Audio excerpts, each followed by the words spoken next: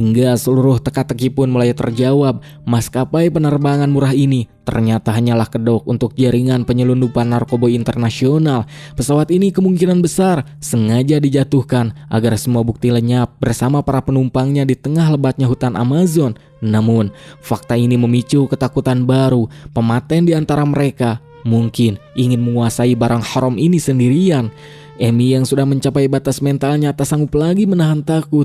Ia nekat berlari keluar menembus hutan di tengah badai. Danny pun segera mengejarnya, disusul oleh Lisa yang membawa satu peluru terakhir di pistolnya.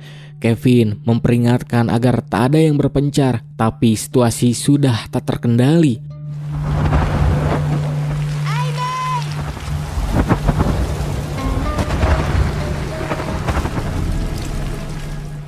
Di tengah badai yang membatasi jarak pandang, Lisa berjalan waspada, tapi tiba-tiba sosok bertopeng muncul dari kegelapan dan langsung menyerangnya secara brutal. Lisa pun mencoba melawan dan berusaha untuk menarik topeng si pematen, namun tenaganya keburu habis. Lisa akhirnya tewas di bawah guyuran hujan tanpa sempat melihat wajah sang pelaku.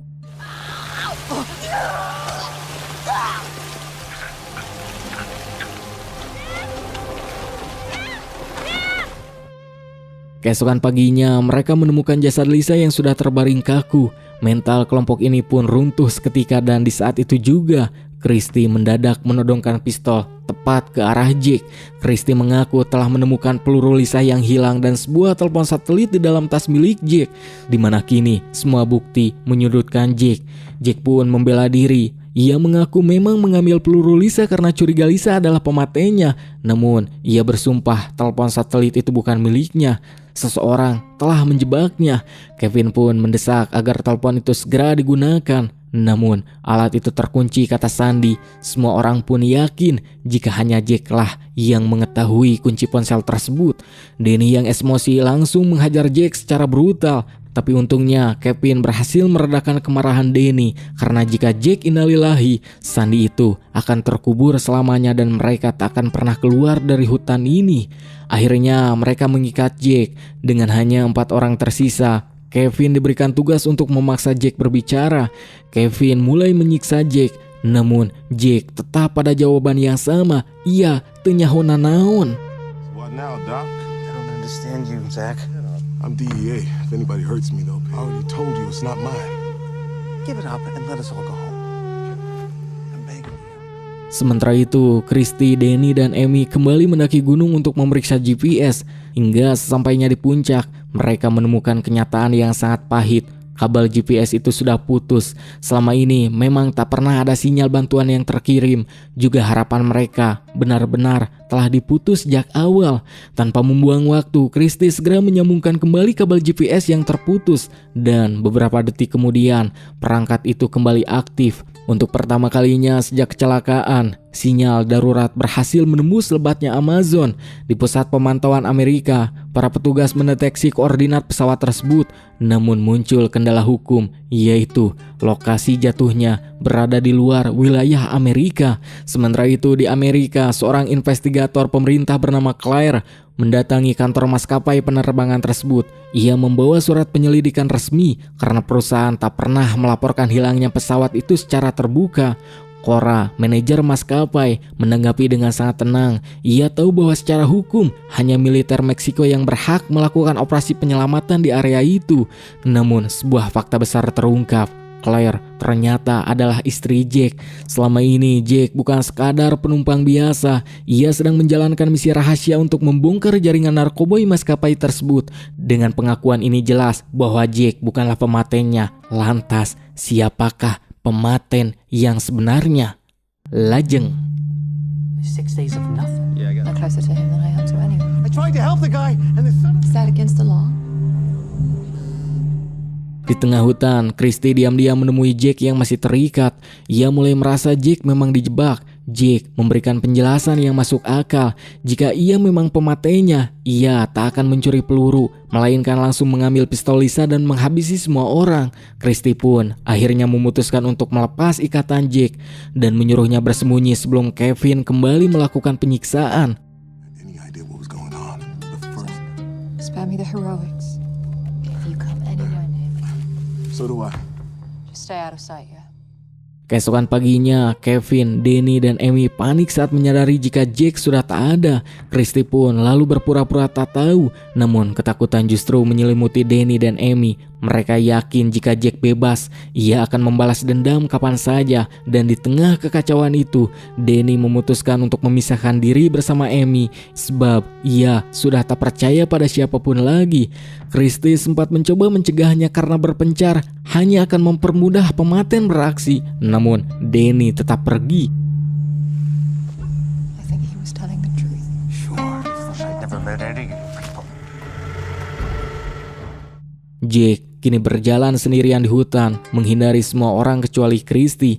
Di sisi lain, Danny mencoba menenangkan Amy dengan meyakinkan bahwa sinyal GPS telah terkirim dan harapan memang selalu ada. Militer Meksiko telah menerima sinyal tersebut dan segera menerbangkan helikopter penyelamat menuju lokasi. Namun saat bantuan mulai bergerak, Danny dan Amy yang sedang duduk menjauh dari kelompok tiba-tiba dihujani rentetan tembakan.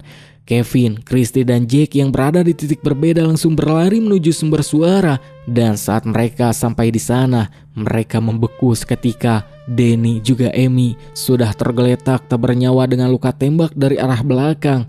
Kini hanya tersisa 3 orang yang masih hidup.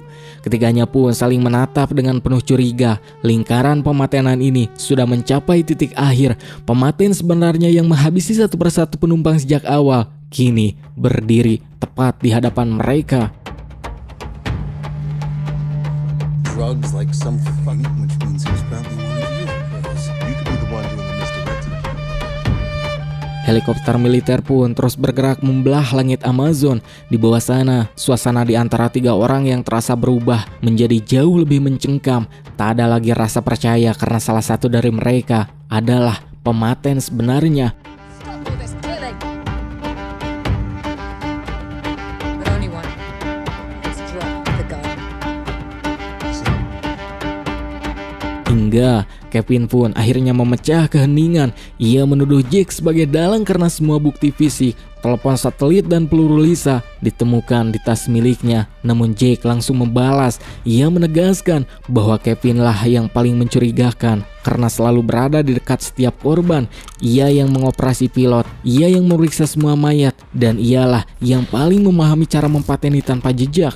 Ucapan itu pun membuat Christy semakin baringung sebab keduanya memiliki alasan kuat untuk dicurigai. Namun sebelum perdebatan berubah menjadi baku tembak, suara baling-baling helikopter terdengar semakin mendekat.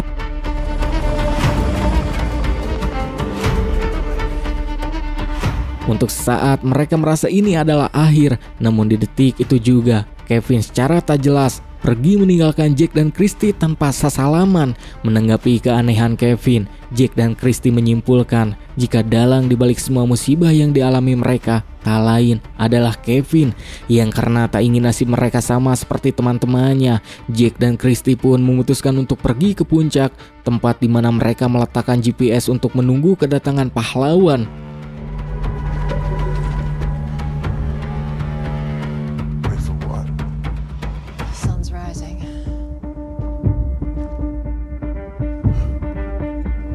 Take one step too many. Di tengah kabut tebal, Christy yang hendak ngompol terkejut dengan suara langkah di belakangnya. Ia pun langsung mengangkat pistol miliknya. Namun pria misterius yang mempateni semua orang muncul di belakangnya dan langsung memukul kepalanya hingga Christy ngabangkieng dan langsung terjatuh tak berdaya. Setelah itu si pria bertopeng ini pun lalu menghampiri Jake dan menodongkan senjata. Jake yang menyadari jika ia takkan bisa melawan hanya bisa terus mundur hingga saat ia melihat ke belakang. Jurang sudah tepat di kakinya. Jake pun hanya bisa pasrah tanpa perlawanan sedikit pun hingga akhirnya ia digedor oleh pria bertopeng itu dan terjatuh ke dalam jurang. Juga setelah menembak Jake, pria bertopeng ini kembali mendatangi Christy yang masih tergeletak. Dan sebelum ia mengambil nyawa Christy, ia pun melepas topengnya dan menunjukkan wujud aslinya.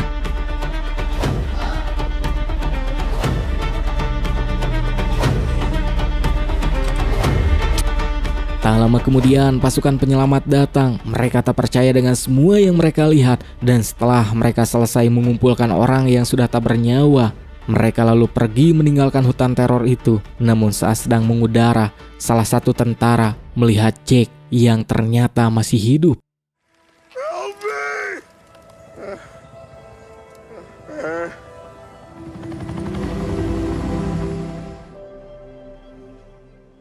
Let him sleep now.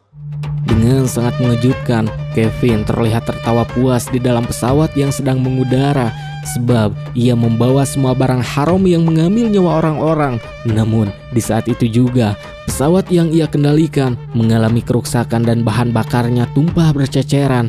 Kevin yang tadinya bahagia mendadak mengubah ekspresinya saat ia menyadari jika sekarang adalah bagiannya.